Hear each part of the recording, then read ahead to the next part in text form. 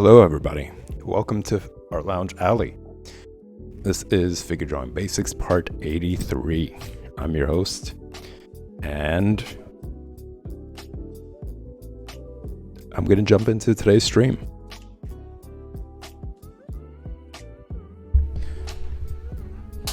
So I've just as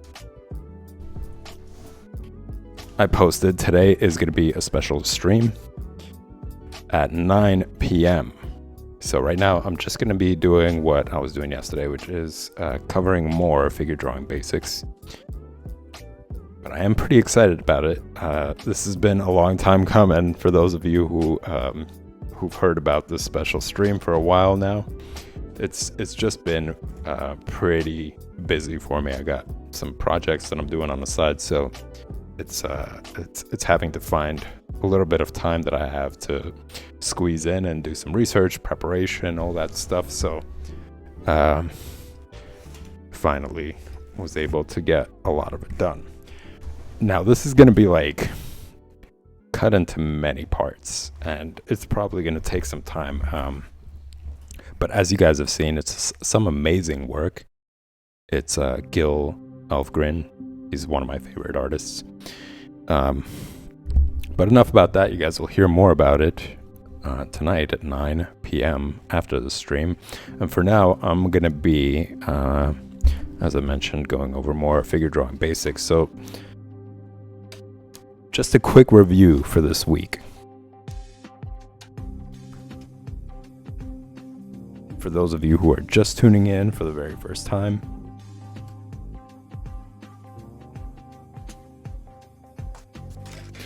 we were focusing on light source, and how the light source affects the face.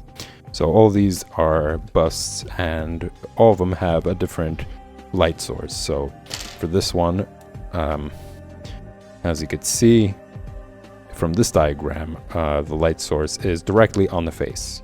So it's straight on the face, it's not back, it's not to the side.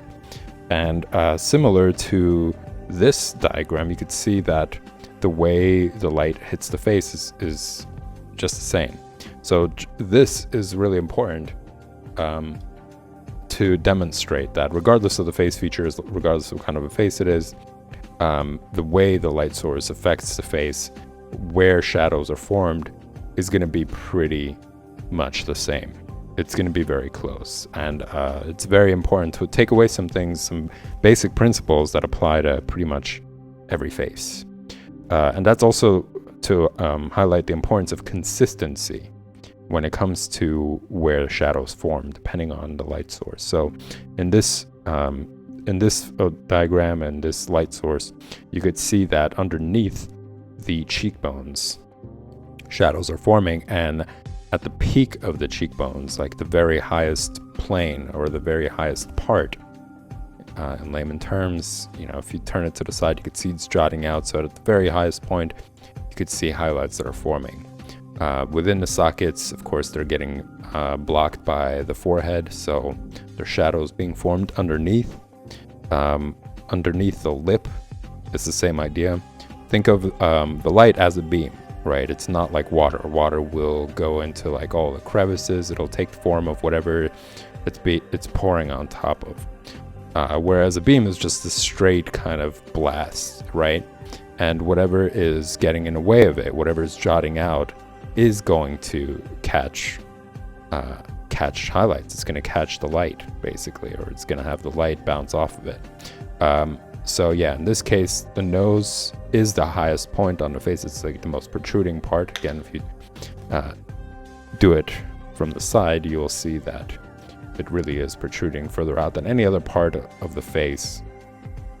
The lips come close, the chin comes close as well, but this also varies from person to person. Some people, the chin isn't as prominent. It's probably more set in more than others, and in other people's it's longer and it's more prominent. The same thing for the lips as well. But again, the highest point is going to catch the light. So cheekbones, the nose, the lips as well, since it is traveling down and the lips are protruding outwards as opposed to the top lip that's going inwards, it's going to catch this light. And that's why there's shadows underneath the lip and highlights on the bottom of the on the bottom lip, whereas shadows are forming underneath the lip as well, because it's protruding out and it's blocking, let's just say, any light from reaching this area. And of course, since the chin is jutting out, it's catching the lights, and anything underneath it is going to start forming shadows.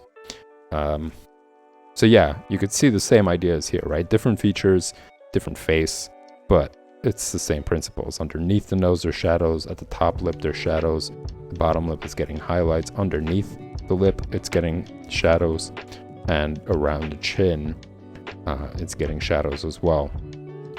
And everything else is kind of evenly dispersed. The light is kind of evenly dispersed.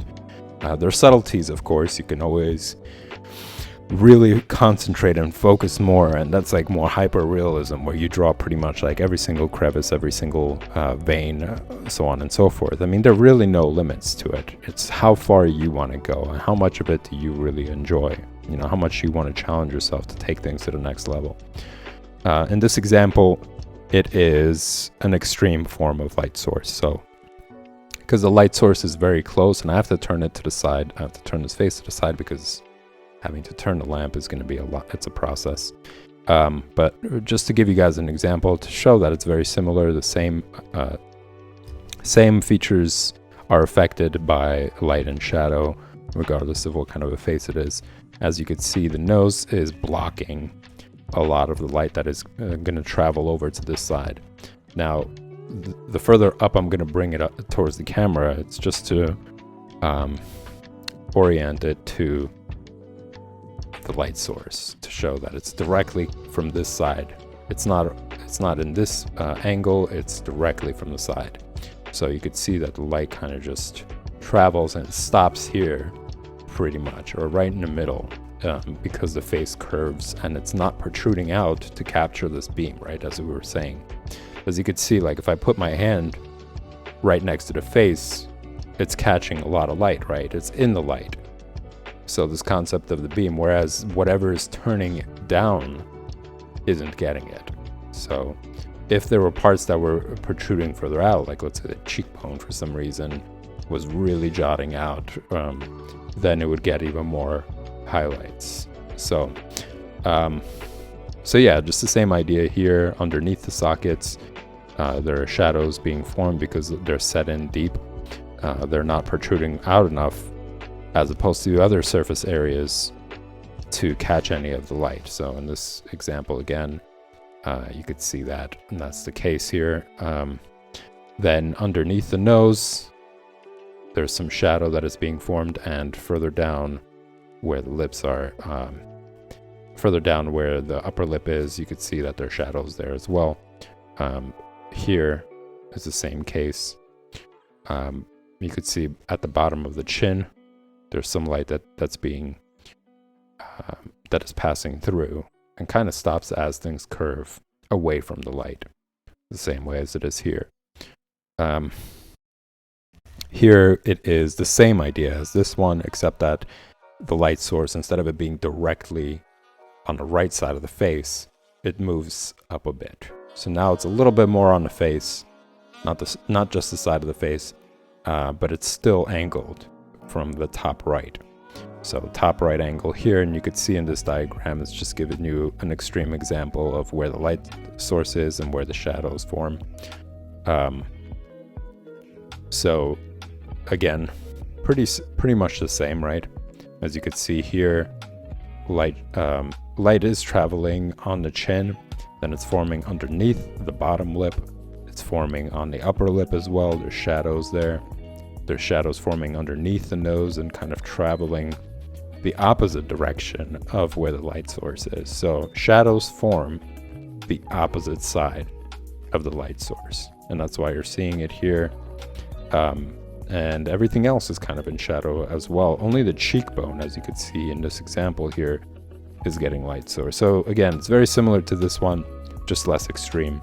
And there's more gradual transition from highlights into shadows for this for this light source. Then we got this one right here. The light source is directly above it. It's a bit of a challenge to angle it because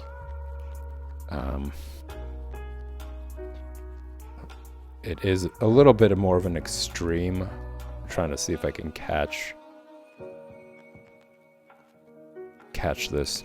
Well, it's an extreme form of a light source. So if it was like directly onto the face, you would see these areas in shadow. But it's still pretty much similar. Like you could see that there's shadow that is being formed internally here. There's shadows that are being formed underneath the nose, as it is here. So it's kind of the same as this one, just a little bit. The light source is a lot closer, so it's going to cast shadows underneath this area, like underneath where the lip is, the nose, starting from that area, as you see it here. So still there are shadows in the eye sockets, and it pretty much applies the same way as this image, just more extreme. So shadows underneath the nose, shadows underneath the lip. The upper lip is in shadow as well.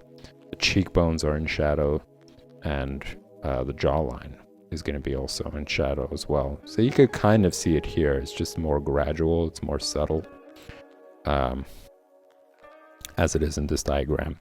Now this diagram, it's flipped. It's basically what you'd see here, but the opposite. So shadows in the eye sockets, highlights are going to be there. If the light source is coming from this direction as opposed to from the top down, it's from the bottom up, which is what this is.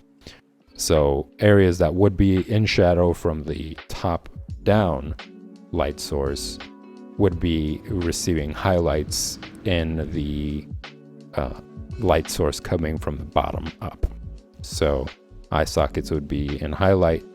Underneath the nose, it would be a highlight. The upper lip would be in highlight. As you see here, it's in shadow, so it's in highlight here. The bottom lip would be in shadow, as you see right here, whereas here it's in highlight. Underneath the lip would have a highlight, as you see underneath here, it's in shadow. Then the chin, this area would be in shadow, and this area would be in highlight. So it's in reverse. Everything is in reverse. But I highly encourage you guys to get something like this. You know, if you don't want to really spend time sculpting, which I do encourage you guys to do, it will help you understand the face. And as you struggle with it, of course, you're going to have a hard time with it at the beginning. You will learn. You'll understand more. You know, you'll look for tutorials. You look for ways to sculpt the face, and it's a lot of fun. You know, it's a different type of medium. It feels differently, and you create this like three-dimensional model that gives you an opportunity to change it in any direction that you want according to the light source. Change the light source to any direction that you want, put it in any perspective that you want, and draw it. It's really rewarding in multiple ways. Clay isn't expensive, $10-15 probably, not that much. And it's time well spent. You know, the time that you're going to be doing it is probably going to take hours. And just playing around with that stuff, you're going to get lots of benefits, including a lot of enjoyment. You know, I had a blast with this. All right, y'all. So that's just the review. I don't want to spend too much time on it. Also, there was this one, which is pretty much all in shadow. This was pretty challenging. It's kind of hard to talk about this one. I think it requires you guys to actually observe on the model itself to see this perspective. But basically, it's what the head would look like if the light source is only coming from the top back. So everything is in shadow, and certain parts of it would receive some light, because again, the nose is so prominent in comparison to other features on a face that despite the light source, if there's a light source, it's bound to catch a little bit of it. You could see the eyelids are getting a little bit of light there, and everything else is very much in shadow. It's like just variations from midtones to shadows. and just like darker transitions of all that. But yeah, it's a bit of a challenge to see it here. So another benefit of actually having a bust and being able to maneuver your lamp around in order to get that perspective. This is a really old drawing. I don't know, it's like 10 years or so, if not more. This is an old sketchbook. I'm just revisiting. I'm trying to fill up empty spaces, but I am noticing reasons why I abandoned the sketchbook. It's just too thin. The paper is extremely thin. Not worth it. So look out for that when you guys are searching for sketchbooks. Unless you need a thin sketchbook, pay attention to it, because then it limits to how much you could do with it. Like, you can't use inks. You're going to end up wasting paper. Like, you draw on one side and then the other side is going to bleed over. The inks are going to bleed over to the other side, and you can't really use that one. It's just going to be a dirty page, which is what this is. And this doesn't even do well with pencil. Like, I could flip over to the other side and I could see all the pencil marks and how flimsy those areas are. So anyways, yeah, old sketchbook, old drawings here, mixed in with really new ones. This is another review of what I was doing yesterday. I was just talking about really what the differences are. I'm going to say generally, because there's always exceptions to the rule. People are diverse. There isn't really like a standard, like standard of beauty, I think, is very subjective. There are certain things that are aesthetically appealing, and I think that really just has to boil down to health, how healthy a person looks. And that has to do with, I think, whether they exercise, if they're fit, if their body suggests that they're able to withstand strenuous exercise, or being able to climb or whatever. And I think that a lot of it has to do with this idea of surviving, right? If you're stranded somewhere or whatever it is, a person who is fit is able to accomplish more as opposed to somebody who isn't. So I think really appeal, attractiveness as a standard kind of lies in that area. I think as far as other things like features, that's all subjective, as it should be. I don't think that people should be cast out because they don't have this standard of beauty. So this just talks about like what are male and female features here. So you got by the standard of what is normally accepted or what is normally perceived, female features tend to be more delicate and more curved and not as rough when it comes to, like, let's say the chin area. You could see here that it really is more angular as opposed to hers is more curved. You could see that the nose is broader, whereas this nose in profile suggests more of a smaller petite nose. Eyelashes being longer as an indication. That's subjective. And then everything else is about hair and also the neck. I think that's another feature that is commonly perceived to be a feminine or masculine trait, which is a more narrow neck, whereas a male has more of a broader neck. So just like certain features to keep in mind. If you are drawing things more on the traditional side, on what you see or whatever, even if it appeals to you really like the traditional appearance of female features and male features, those are it. Those are things. But it also leaves room for you to play around with. It is interesting sometimes to see like this face can easily be turned into a male face or a male character, depending on what kind of clothes they're wearing and the expressions that they have, or so on and so forth. And so could this. It could be viewed as a female feature as well, really. But again, these are just ideas to throw out there. These are just things to think about, really, and to explore as well. So yeah, I'm not going to spend too much time on it. I think you guys should explore images that you like and learn from them and draw them, and yeah, just play around with that.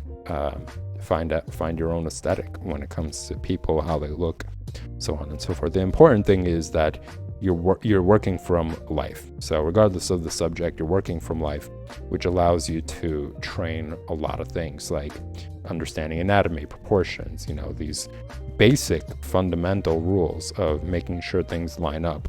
The eyes line up on the same line depending on how the face is angled. So like in this case, the face is slightly tilted or angled, so both of the eyes have to line up on the same line. Same with the nostrils.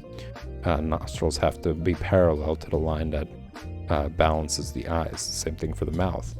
These things, placement of the ears, where the ears are right about like where the nostrils are. You have that line there.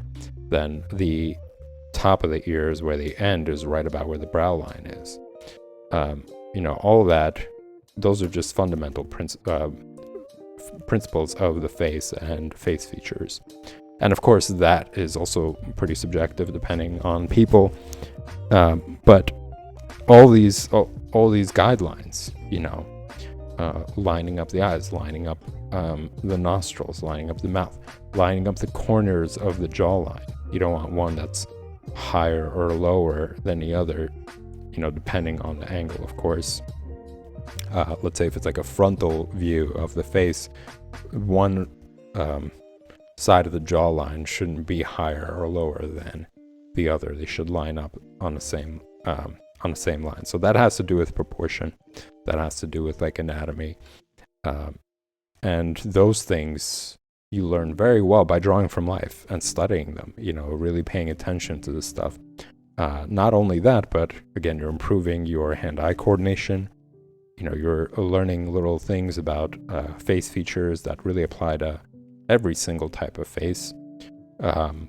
You're learning, or you're making your hand more flexible by drawing very complicated lines sometimes, or challenging yourself to notice details that in return make your line variation more interesting and more sophisticated, I want to say, rather than very basic of like, it's the difference between drawing a face as opposed to drawing Bugs Bunny, which has very simple shapes, very simple lines. A lot of it is just like the hand is, or the arm is a cylinder shape. There are no muscles on it or anything.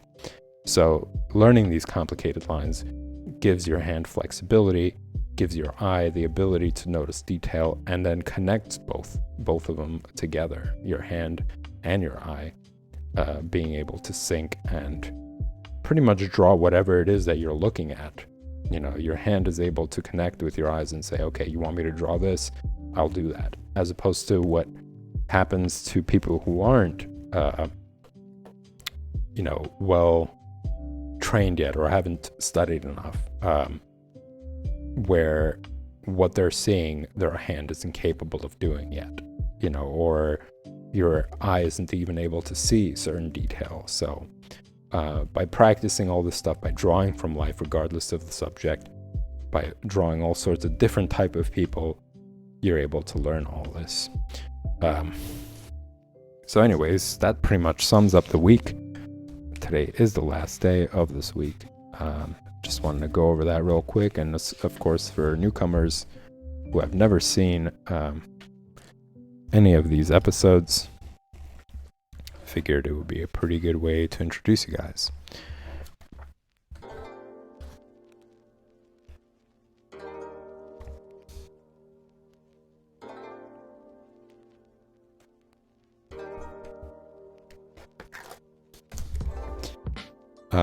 So today it's just going to be, I guess, a little bit more simplified.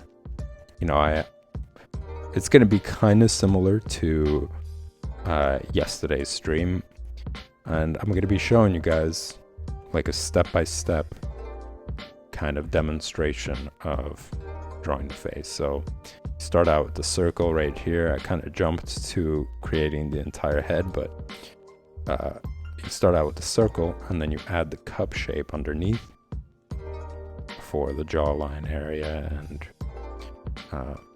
all those features that I'm going to draw depending on the angle. So this is going to be a 3/4 view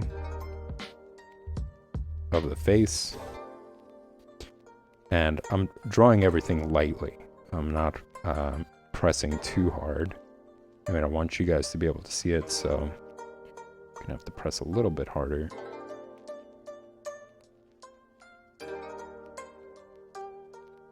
Notice I'm putting the ears between these lines, and these are the lines of like where the tip of the nose is, where the brows are.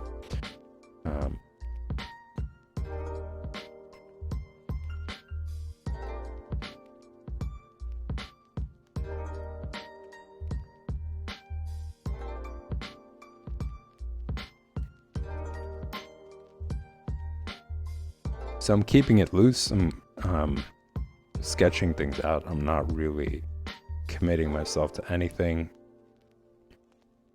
just yet. I'm creating placeholders for things, as you noticed with the ears, for example. I'm doing the brows.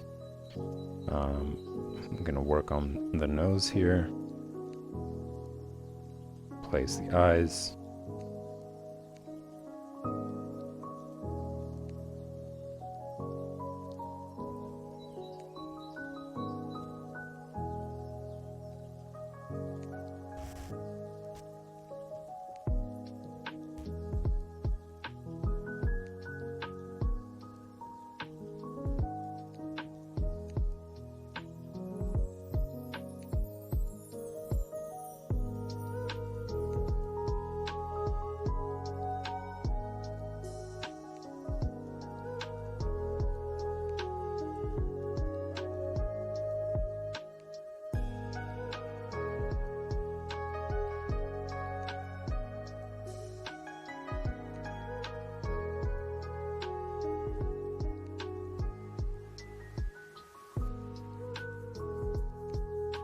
I'm also going to construct it in a way where it'd show you guys planes.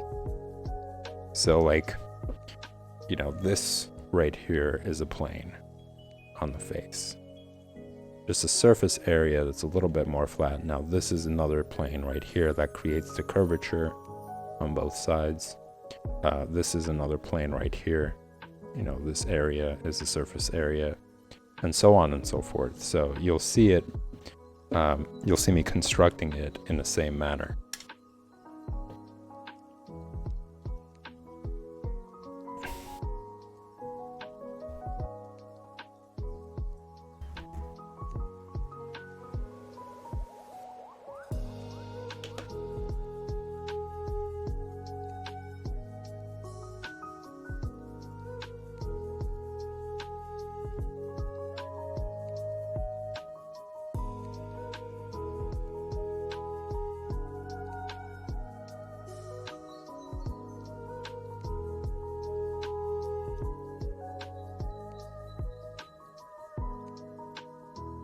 So this right here, this little rectangle, I'm gonna say, is just to demonstrate how it starts to curve inwards.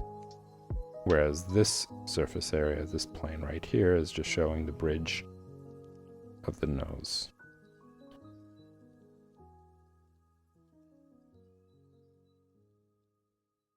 Then this triangle, rectangle, right here, is just showing the inner part of the nose right here.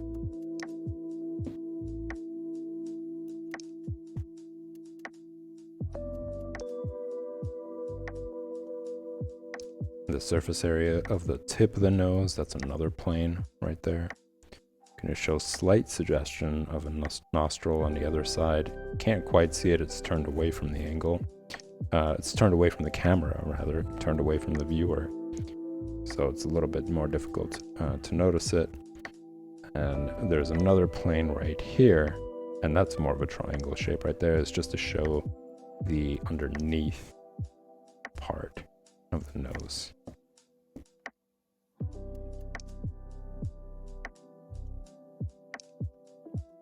And notice how the mouth is following the same angle as the eyes.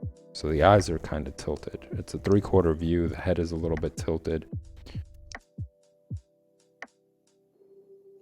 So the mouth is following that same direction.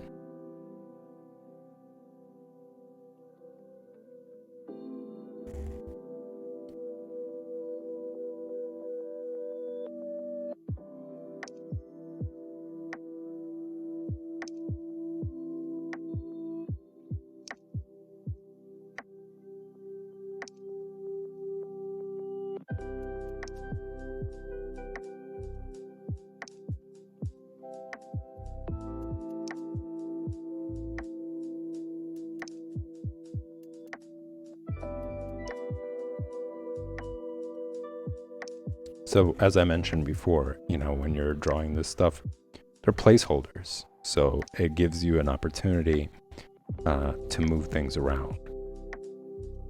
If something is a little bit off, if you don't like how it looks, it's not too late. You could still erase and adjust things because you haven't spent that much time on it yet. You haven't really dedicated a lot of time to fleshing out the details and all that stuff. So that's why I mentioned at the beginning it's important to keep it light in this first process.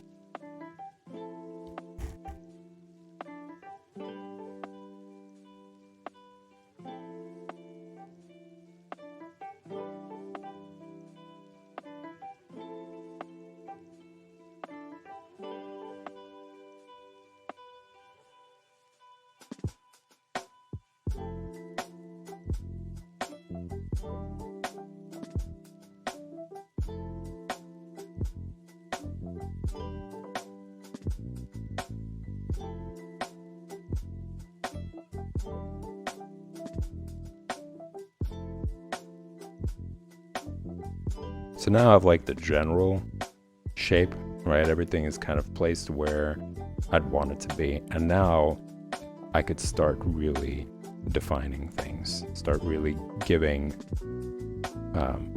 more character, more shape to features, to the lines.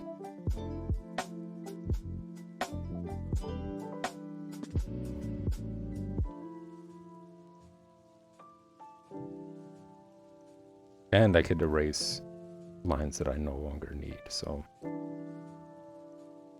going to start erasing these lines indicating planes.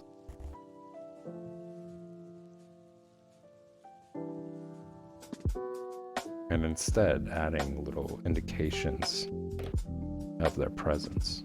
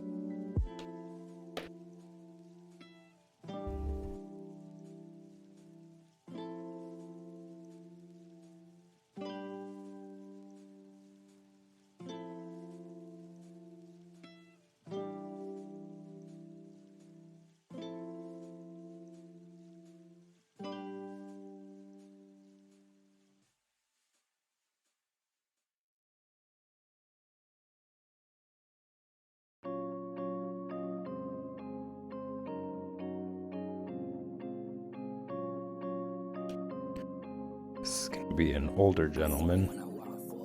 Oh boy.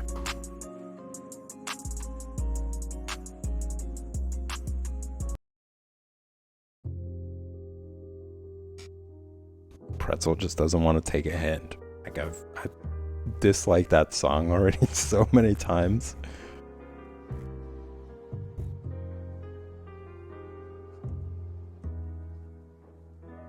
It's just a cheesy intro.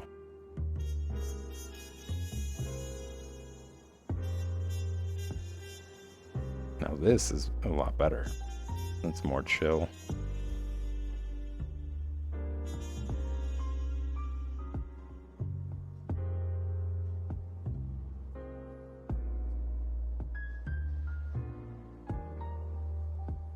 And I really do enjoy this music because it's such a break from like the extremes of music, like just like flashing sounds and beats and just like people like yelling and whatever else. Like sometimes it's fun, you know, it's fun energy, and other times it just becomes too much, or it's just too often.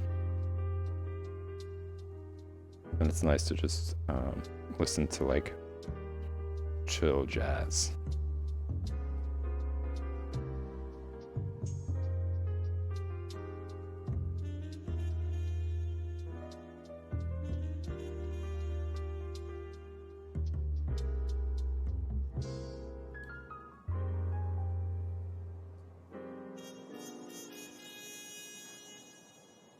It's like, it's the difference of like walking in Times Square and then wanting to like stroll in a park. You know, you go to like Times Square and everything's like flashing in your face. There's like all sorts of noise and screaming and all that other stuff. And while that can be fun from time to time, being around that like 24/7, nah, no thanks.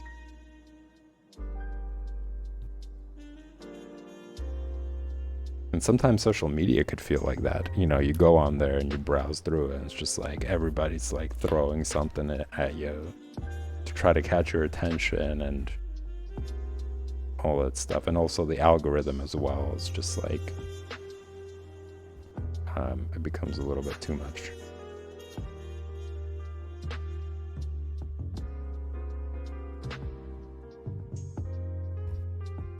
So as you guys could see, starting out with something so simple as like you saw, like the circle, and then adding the cup shape, to eventually shaping out the face to have more character.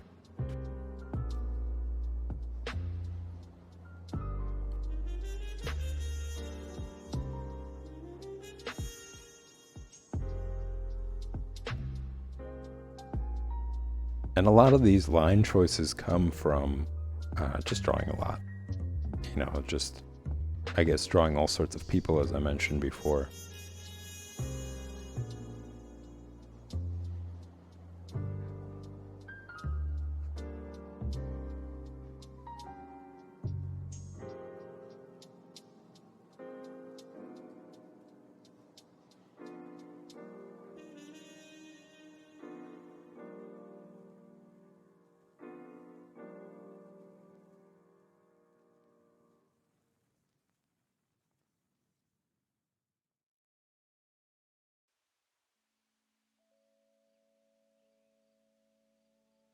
And look how interesting it is, like once you add those lines to the lips, how it transforms the face, and you instantly recognize the face as an older gentleman, older guy.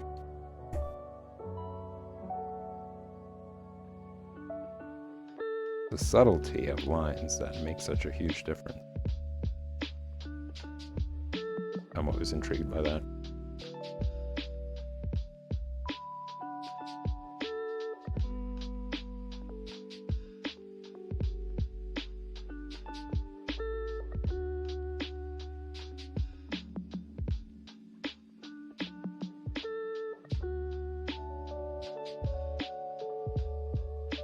Now I'm going to take it to the next step, more of like a finalized state.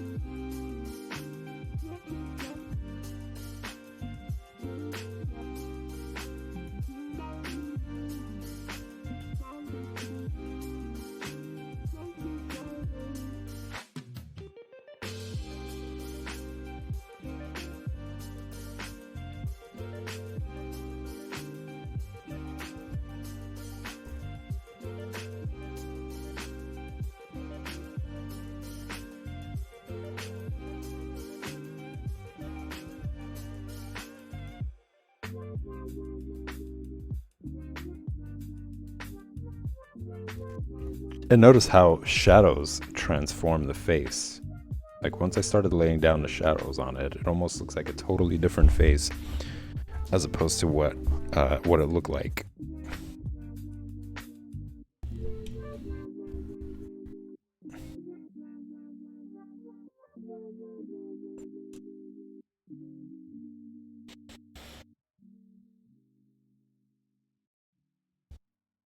It's one of the reasons why I don't want to move the lamp. Like when I was talking about demonstrations, is because really it plays such an important role in how well you could see your own drawing as you go.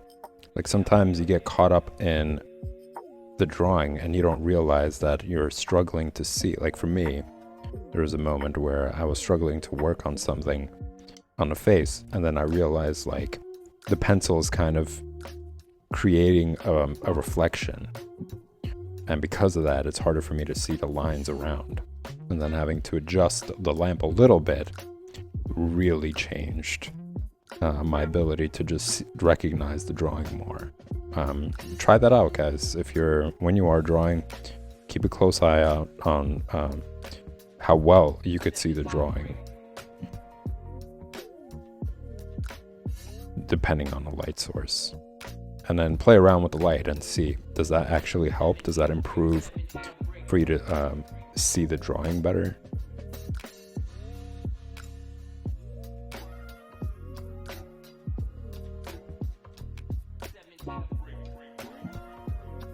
As you guys can see, there's like so many things that go into drawing, and that's one of the reasons why it's important to draw daily, because it allows you to like build on top of all those things that you learned from the previous day. You know, when you sit down the next day, it's easier to recite what you learned the previous day than do it a week later and be like, what were all those things that I had to keep in mind? You know, and that way they commit to memory a lot faster, a lot better. And each time you sit down, it just becomes more of like a natural process, as opposed to like a memory game.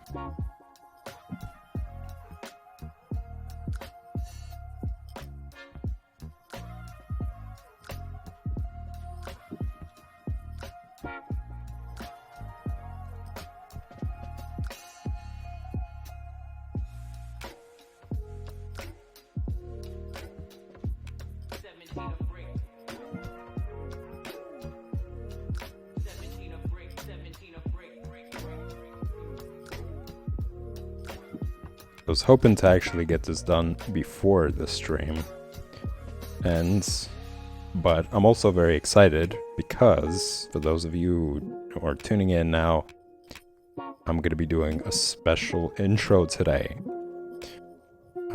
It's also in a way of celebrating the 100 subscribers on YouTube. It's a way to say thank you. It came just in time, actually, as I was able to finish the special intro.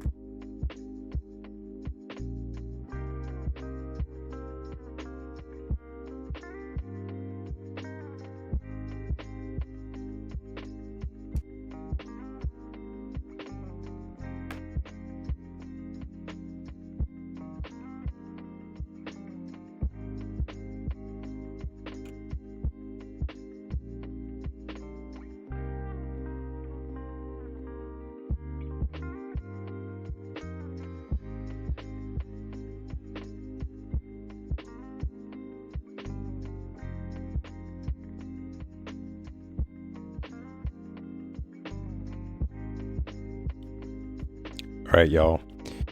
I am gonna end the stream here for figure drawing basics for this week. Actually, next week we're gonna start out again Monday at 8 p.m. Eastern Standard Time for more figure drawing basics. I'm gonna give you guys more examples of this process, starting from very beginning to more of a finalized stage. I'm going to be finishing this drawing as well at the beginning of next week. But I'm going to take a 5-minute break, and I will be back for the special intro for tonight, for Friday night. So if you guys enjoy this content, please remember to hit the like and subscribe button. They both help the stream grow and reach out to a wider audience. And of course, they will be greatly appreciated by your host. Stick around, guys. I will be back. Yeah, I'll see you then.